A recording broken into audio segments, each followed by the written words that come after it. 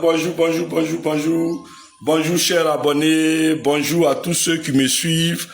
Bonjour à tous mes adorables abonnés. Je vais demander à tous ceux qui vont voir cette vidéo-là de la partager. Oui, oui.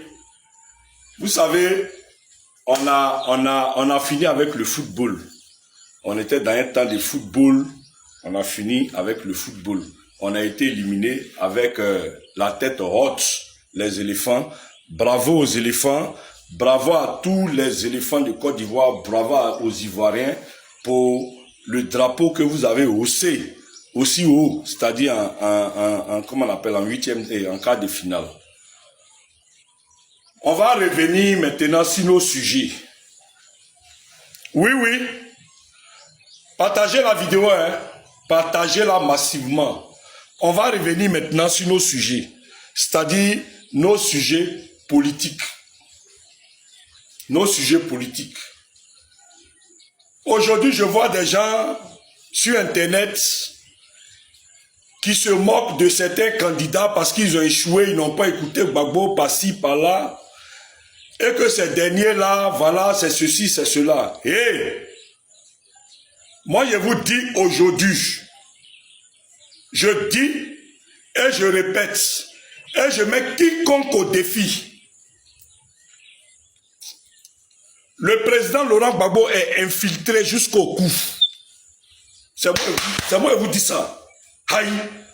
Quelqu'un n'a qu'à venir ici, il va discuter avec moi, et puis je vais tout étaler. Parce que ce qui est dans mon ventre là, c'est trop. Et le président Laurent Gbagbo est infiltré jusqu'au cou. C'est moi qui vous dis ça. Parce que quand tu regardes cette politique-là, c'est pas la politique de Gbagbo. Moi, j'ai déjà perdu la foi en cette lutte-là. Je n'en crois plus à cette lutte. Pourquoi? Je vais vous expliquer pourquoi. Je n'en crois plus à cette lutte-là parce que on adresse un courrier à la CPI. C'est Gbagbo qui a adressé un courrier à la CPI. Écoutez-moi bien, hein? Pourtant la CPI est une prison onusienne. Oui, oui, la CPI là est une prison onusienne. Mais aujourd'hui, on va adresser une lettre à la CPI, sachant que c'est l'ONU même qui est venu bombarder ici la résidence de Gbagbo, la France sous l'ordre de l'ONU, pour leurs intérêts. Et aujourd'hui, on va nous dissuader avec une lettre pour dire qu'on a écrit une lettre pour envoyer à ces pays pour la suite des enquêtes. Champion, ça c'est la dissuasion. Cette lutte-là, elle a été vendue. Lutte on est dedans là, elle a été vendue. Cette lutte-là, ça a été vendu. Il y a des France-Africains autour de Gbagbo. Quelqu'un n'a qu'à venir discuter avec moi. Partagez la vidéo, hein. Partagez la vidéo. Ce qui est moi dans mon ventre là, c'est trop. Ah donc, vous savez que vous ne pouvez pas continuer la lutte. Et le 11 là, vous avez fait semblant de lutte, simulation de lutte. Et puis ils ont pris enfin des gens, ils ont mis en prison. Plus de 1000 personnes, on les a pris, on les a mis en prison. Vous savez que vous ne pouvez pas continuer. Mais n'a-t-on pas dit, d'après Sangaré Aboudraman, paix à son âme, si je tombe dans cette lutte, enjamber mon corps et continuer le combat. Pour moi, Vital Semina, on devait marquer Ouattara à la culotte. C'est-à-dire, pas à pas, on avec lui. Pour qu'il sache qu'il y a des lieux qui lui sont pas favorables. Merci au passage à Stéphane Kipré, qui a levé la tête, qui a prouvé à Ouattara que dans ta localité là, il n'est pas aimé. Voilà.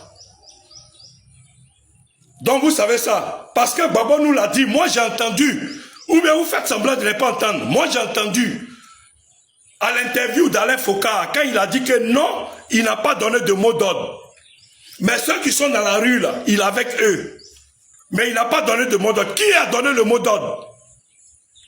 Qui est-ce qui, parmi vous, les France-Africains, a donné le mot d'ordre?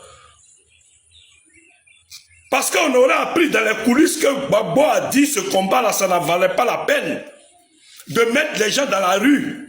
Parce qu'il savait, mais qui a mis les gens dans la rue? Et aujourd'hui, vous allez croiser les bras, vous regardez Ouattara gouverner tranquille. Dites-moi aujourd'hui, dites-moi, le sommet de votre lutte là, la vision de votre lutte actuelle, c'est laquelle?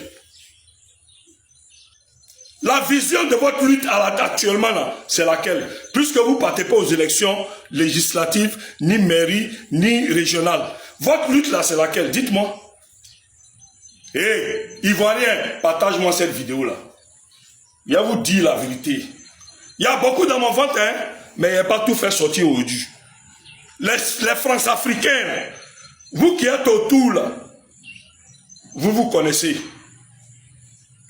Toi, tu as marié français, une femme française, et puis tu as dit tu as lutté contre son pays. Vous prenez les gens pour les fous ou bien pour les bêtes. Mais moi, je suis un vous. Parce que votre simulation de lutte, vous avez fait le 11. Et puis ils ont remplacé enfin des gens pour les mettre en prison. Et puis après, maintenant, vous croisez les bras pour dire que non, on ne continue plus la lutte et que nos enfants sont en prison, on va les retirer. Et qu'on va adresser une lettre à la CPI pour dire que non, ils n'ont qu'à venir continuer les enquêtes. Vous prenez les gens pour les fous ou bien pour les bêtes. Est-ce que dans notre lutte, là, il y a la CPI dedans? Dans notre combat, là, il y a la CPI. Dans notre combat, là, il y a l'ONU dedans. Puisque nous-mêmes, on combat l'ONU, on combat la CPI. C'est eux, nous, on attend, c'est eux, Gbagbo attend. Toute la Côte d'Ivoire sait que Gbagbo n'attend rien de la CPI. Gbagbo n'attend rien, un iota de la CPI. C'est vous qui allez faire lettre pour dire... Mais ceux qui ne sont pas allés aux élections, là, est-ce que vous savez que c'est à cause du respect du nom de Gbagbo? Sinon, il y a beaucoup qui devaient désobéir à Gbagbo. À cause des France-Africains qui sont autour de lui, là. Champion, partage la vidéo si tu veux. Abonne-toi et puis je vais être dans ces